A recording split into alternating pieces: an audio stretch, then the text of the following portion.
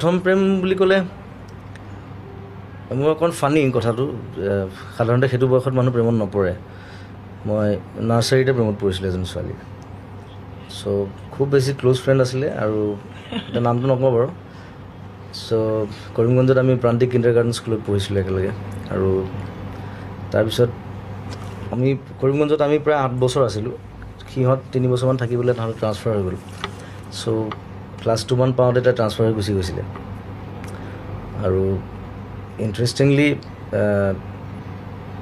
এই গোটেই কাহিনীটো মোৰ এটা গান আছে ৰুমাল গানটোত সেই গোটেই কাহিনীটো মই বিৱৰণ দিছোঁ ৰুমাল গানটো কাল্পনিক নহয় আচলতে মোৰ নিজৰ লাইফৰ আৰু ইণ্টাৰেষ্টিংলি গুৱাহাটীত আহি তাৰপিছত মই জুবিন গাৰ্গ হোৱাৰ পিছত এন কে প্ৰডাকশ্যনৰ মালিক দেৱ বৰকটকী আৰু মই প্ৰায় আমি 18 বছৰমান একেলগে ভাড়া কৰি আছিলোঁ ভাড়াঘৰত চ' আমি এই জোৰদৰ ওচৰতে এটা ৰাস্তাৰ নামটো পাহৰিলোঁ জোনালীৰ ভিতৰতে এইফালে ক'ৰবাত এটা ঘৰত আমি প্ৰায় 3 বছৰ ভাড়া কৰি থাকিলোঁ এটা ঘৰত তাৰপিছত আমি ঘৰটো শ্বিফ্ট কৰিলোঁ বেলেগ জেগাত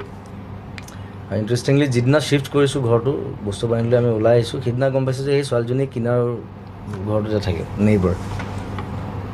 চ' তেতিয়া মই গম পাই পেলাই তাইক মাতিবলৈ গ'লোঁ কথা পাতিলোঁ তাৰপিছত মই সুধিলোঁ তাইক মই বোলো তুমি ইমান দিন মাত দিবলৈ কিয় অহা নাছিলে তাই কৈছে তুমি ইমান ডাঙৰ মানুহ হৈ গ'লা মোৰ ভয় লাগিল কিজানি চিনি নোপোৱা বুলি এনিৱে তাই এতিয়া তাতে থাকে আৰু আমি তাৰপিছত শ্বিফ্ট কৰি গুচি আহিলোঁ আৰু গোটেই ঘটনাটো ইণ্টাৰেষ্টিং অলপ চিনেমেটিক কিন্তু মোৰ প্ৰথম প্ৰেমৰ ষ্টৰিটো এইটোৱে আৰু